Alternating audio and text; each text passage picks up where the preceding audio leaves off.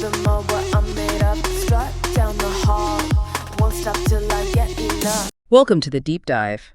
Today we're jumping into something pretty important, a new presidential memorandum about the military's role down at the southern border. Yeah, it just came out. Exactly. And look, we know you want the real story, fast, without all the noise, so that's what we do here. Cut right to the source. Right. We're going to unpack what this memorandum actually says, the what, the why, maybe the so what, based purely on the official White House document itself. That's the plan.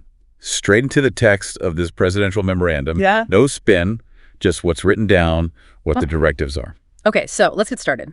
This memo is dated April 11th, 2025, and it mentions Executive Order 1467 from back in January this year. It does, yes. It explicitly states it's building on that earlier order. So it's not totally out of the blue. What's the core task then? What's the military actually being assigned to do according to this new guidance? The language is very direct. It assigns the military two main missions: repelling the invasion and sealing the United States southern border from unlawful entry. Repelling the invasion. That's strong wording. It is.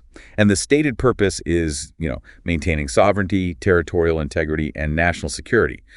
The memo frames itself as providing, quote, additional guidance on achieving those missions.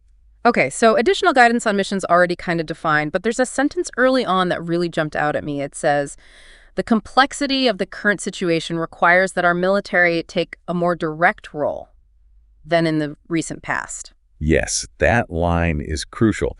It definitely signals a shift, an intention to increase the military's direct involvement compared to maybe previous postures or support roles. A more direct role. That really sets the stage for everything else, doesn't it? Absolutely. It's the justification given for the specific actions that follow in the memo. And a lot of those actions seem to revolve around, well, land. Actual federal land along the border. Exactly. The memo directs the Secretary of Defense, working with Interior, Agriculture, and Homeland Security, to take all appropriate actions. And a big part of that involves federal land. How so? What are the specifics there? There are really two key parts. First, it allows the Department of Defense, DoD, to have use and jurisdiction over certain federal lands right along the border. Okay, use and jurisdiction. And it mentions the Roosevelt Reservation specifically. It does. The Roosevelt Reservation is included, which is a significant area. Yeah. But, and this is important, it explicitly says this excludes federal Indian reservations. Right, okay. That's a key distinction. And the purpose of giving DoD this access? The memo states it's to enable military activities, things like building border barriers, putting up detection and monitoring equipment, that sort of thing. It makes the intended actions quite concrete. So they get operational control over these lands for those missions, but it sounds like it could be more than just temporary use. You mentioned jurisdiction. That's the second major point, yes. It's not just about temporary access. The memorandum allows for the actual transfer of jurisdiction over these lands to DoD. Transferring jurisdiction, what does that mean practically? It means DoD could establish them as formal military installations or designate them as national defense areas. That's under the authority of the Secretary of Defense. It suggests a more potentially permanent and formalized military control over those specific border sections. Wow. Okay, and then there's the legal side. The memo cites some specific laws to facilitate this land transfer, right?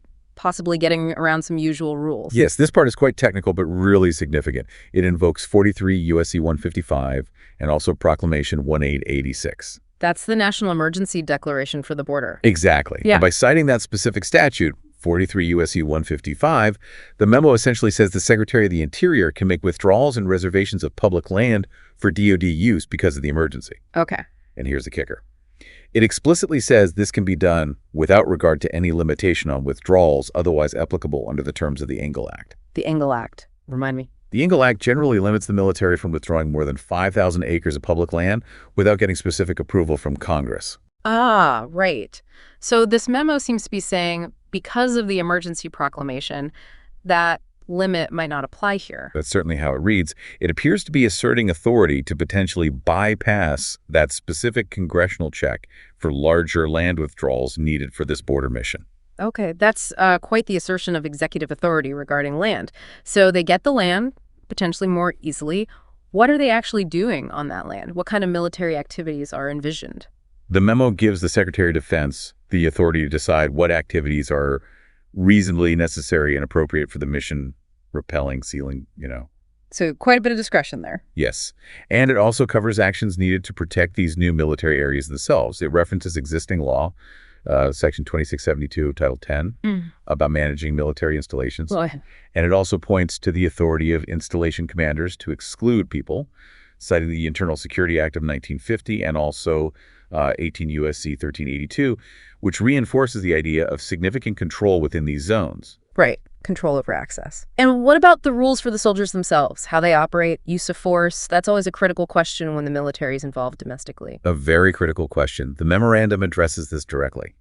It states that troops carrying out these activities will follow rules for the use of force, or RUF, as prescribed by the Secretary of Defense. So the specific guidelines, the RUF, will come from the SecDef. Correct. That level of detail isn't in the memo itself.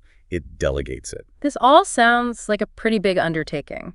Is it happening all at once across the whole border, or is there a rollout plan? There's a plan. The memo calls it phased implementation. Phased. Okay. So initially, the secretaries involved will implement these directives only on a, quote, limited sector of federal lands, a specific area designated first by the Secretary of Defense. Sort of a pilot program, maybe? You could see it that way. After that initial phase starts, there's a built-in 45-day assessment period. Okay, 45 days to see how it's going. Then what? After that assessment, the Secretary of Defense can decide to extend these activities to additional federal lands along the border. Ah, so it can expand. It can, but the memo says this expansion should happen in coordination with the Secretary of Homeland Security, the Homeland Security Advisor at the White House, and other relevant agencies. So there's coordination required for scaling up. It's not just DoD acting alone after the initial phase. That's what the text indicates, yes. A step-by-step approach, at least initially, with built-in checks and coordination points. Got it. Now, there are always caveats in these things. What does the memo say it doesn't change? Any clarifications about existing authorities? Yes, several important ones.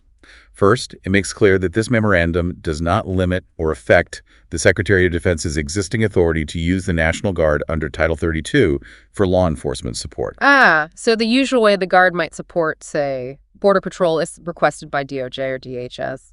That's untouched. Exactly. That remains a separate mechanism. It also states the memo doesn't affect the existing legal authorities of other departments or agencies, like Interior or Agriculture, beyond what's specified for this mission. Okay. And it clarifies it doesn't impact the functions of the Office of Management and Budget, OMB. Seemed designed to avoid stepping on too many bureaucratic toes, Right, delineating the lanes makes sense. And what about the usual legal boilerplate stuff at the end? Anything noteworthy there? A couple of standard but important points. One, it says everything must be done consistent with applicable law and subject to the availability of appropriations. Standard disclaimer. You need the money, and you can't break other laws. Pretty much. And maybe the most significant legal disclaimer is the part that says this memo doesn't create any kind of legally enforceable right or benefit for anyone against the U.S. government. Meaning you can't sue the government just based on what this memo says. Essentially, yes. Yep. It's standard language to prevent the document itself from becoming a basis for lawsuits. Okay, so let's try to wrap this up. We've got a presidential memorandum directing a, significantly increased military role at the southern border. A more direct role, yeah. With explicit missions, repelling an invasion, sealing the border. And to make that happen, DoD gets enhanced access, potentially long-term jurisdiction, over federal lands like parts of the Roosevelt Reservation. Using emergency powers to potentially streamline that land access, bypassing some normal procedures like the Ingle Act limits. Right, and they can build barriers, install tech. The actual activities and rules of force are determined by the Secretary of Defense. And it's rolling out in phases, starting small, with assessments and coordination needed to expand. While also making clear it doesn't mess with Title 32 Guard deployments or other agencies' basic authorities, and includes the usual legal constraints about law and funding. That captures the core elements laid out in the document itself, yeah. A direct set of instructions for a more robust military posture on the border, justified by a stated national security crisis. So there you have it.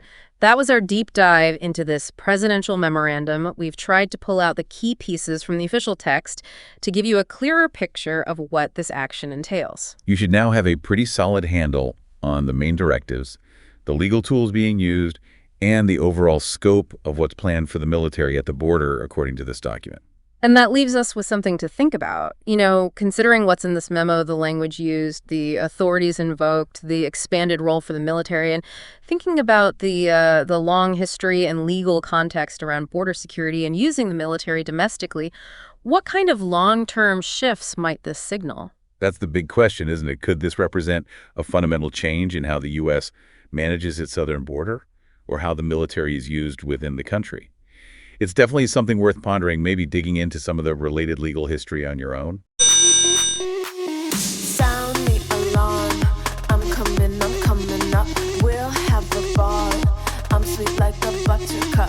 You're a Barbie doll. Show them all what I'm made of. Strut down the hall. Won't stop till I get enough.